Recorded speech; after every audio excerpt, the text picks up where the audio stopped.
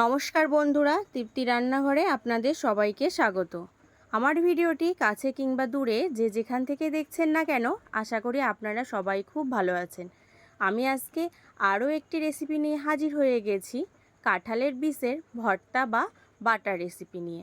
আপনারা তো অনেকেই অনেক ধরনের কাঁঠাল বীজের ভর্তা বা বাটার রেসিপি খেয়েছেন।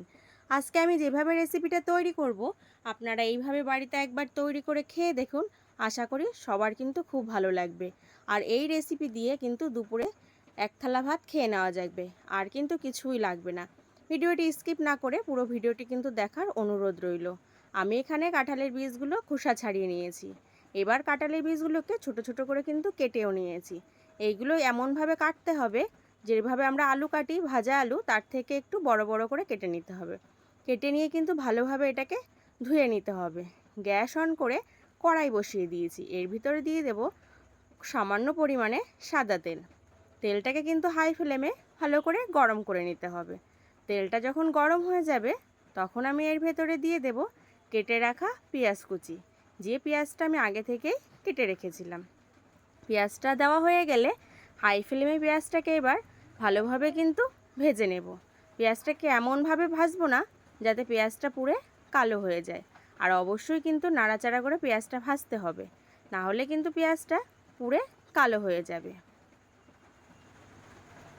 পেঁয়াজটা আমার ভাজা হয়ে গেছে। এবার গ্যাসের ফ্লেমটাকে লো ফ্লেমে রেখে পেঁয়াজগুলোকে কিন্তু একটা পাত্রে তুলে নিতে হবে। এর থেকে কিন্তু বেশি পেঁয়াজ ভাজার আর প্রয়োজন নেই। এবার পেঁয়াজগুলো আমি সম্পূর্ণটাই একটা পাত্রে তুলে নেব। পেঁয়াজটা আমার তোলা হয়ে গেছে। ওই তেলের ভিতরে দিয়ে দেব কেটে রাখা কাঁঠালের বীজগুলো। আমি কিন্তু এখানে আর কোনো রকম তেল দেব না। এবারে দিয়ে দেবো আমি এখানে স্বাদ মতো লবণ। লবণটা কিন্তু যে যা স্বাদ অনুযায়ী ব্যবহার করবেন। আর দিয়ে দেবো এখানে পরিমাণ মতন হলুদ গুঁড়ো। এবার লবণ আর হলুদ গুঁড়োটাকে ভালো করে কিন্তু কাঁঠালের বীজের সাথে মিশিয়ে নিতে হবে। এইভাবে কাঁঠালের বীজগুলো কেটে ভাজলে কিন্তু তাড়াতাড়ি সিদ্ধ হয়ে যায়, বেশি সময় কিন্তু লাগে না। খুব কম সময়ের মধ্যেই কিন্তু ঝটপট সিদ্ধ হয়ে যায়। ঠিক সেই কারণে কিন্তু আমি কাঁঠালের বীজগুলো এইভাবে সরু সরু করে একটু কেটে নিলাম। এটাকে ভালো করে মিশিয়ে নিয়ে তারপরে কিন্তু ফ্লেমটাকে একদম লো ফ্লেমে করে দিতে হবে। করে দিয়ে 5 থেকে 6 মিনিট ঢেকে দিলে দেখবেন সিদ্ধ হয়ে যায়। এবার আমি ঢেকে দেব 6 মিনিটের জন্য। 6 মিনিট হয়ে গেছে, ঢাকনাটা আমি তুলে নিলাম। তুলে নিয়ে এবারে কিন্তু ভালো করে একটু মিশিয়ে নেব। প্রথমে উল্টে পাল্টে মিশিয়ে নিয়ে দেখে নেব কাঁঠালের বীজগুলো আমার সিদ্ধ হয়েছে কিনা। দেখুন কাঁঠালের বীজগুলো কিন্তু আমার পুরোপুরি সিদ্ধ হয়ে গেছে। এর থেকে কিন্তু বেশি সিদ্ধ করার আর প্রয়োজন নেই। এবারে কাঁঠালের বীজগুলোকে আমি কিন্তু একটা পাত্রে তুলে নেব। তাহলে দেখলেন তো এইভাবে সরু সরু করে কাটার জন্য কাঁঠালের বীজগুলো কত তাড়াতাড়ি আমার সিদ্ধ হয়ে গেল। আর এটা যদি না কাটা হতো তাহলে কিন্তু এটা সিদ্ধ হতে অনেক সময় লেগে যেত।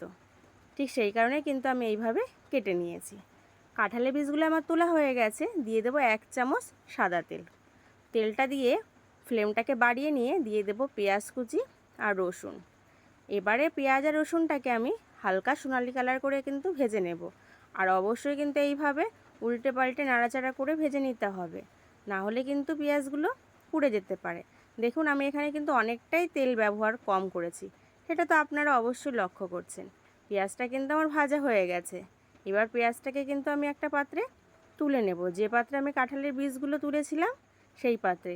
আর তোলার আগে কিন্তু অবশ্যই কিন্তু গ্যাসের ফ্লেমটাকে লো ফ্লেমে করে দেবেন।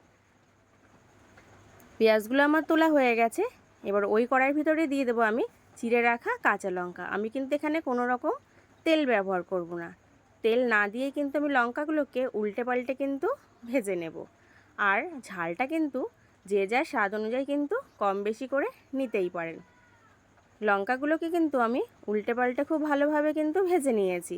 এবার গ্যাসের ফ্লেমটাকে বন্ধ করে যে পাত্রে আমি কাঁঠালের বীজ আর পেঁয়াজ কুচি তুলেছিলাম সেই একই পাত্রে তুলে নিলাম। এবার এটাকে আমি শিলনোড়ায় বেটে নিতে পারেন, আবার মিক্সারেও বেটে নিতে পারেন। আমি কিন্তু এগুলো মিক্সারেই বেটে নেব তাড়াতাড়ি সুবিধার্থের জন্য।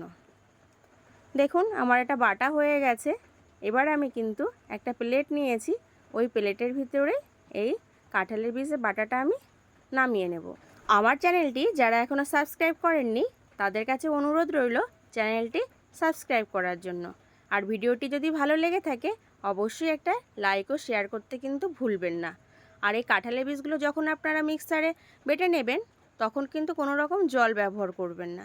যদি খুব অসুবিধা হয় বাটতে তাহলে সামান্য পরিমাণে কিন্তু জল ব্যবহার করতে পারেন, বেশি জল কিন্তু ব্যবহার করা যাবে না।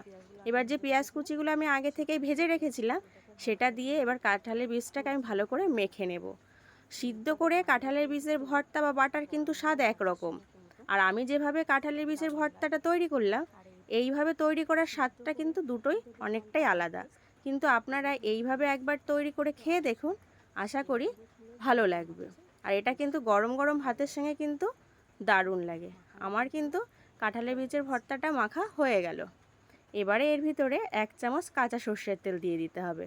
ভর্তার রেসিপিতে কাঁচা সর্ষের তেল না দিলে কিন্তু খেতেই ভালো লাগে না। তেলটা আমার দেওয়া হয়ে গেছে। এবার আমি দিয়ে দেবো একটা কাঁচা লঙ্কা। এটা সম্পূর্ণ সুন্দরের জন্য আমি ব্যবহার করলাম। আমার রেসিপিটা কিন্তু পুরোপুরি তৈরি হয়ে গেছে। আজকের রেসিপি কিন্তু তাহলে এই পর্যন্তই। ভালো থাকবেন, সুস্থ থাকবেন, ধন্যবাদ।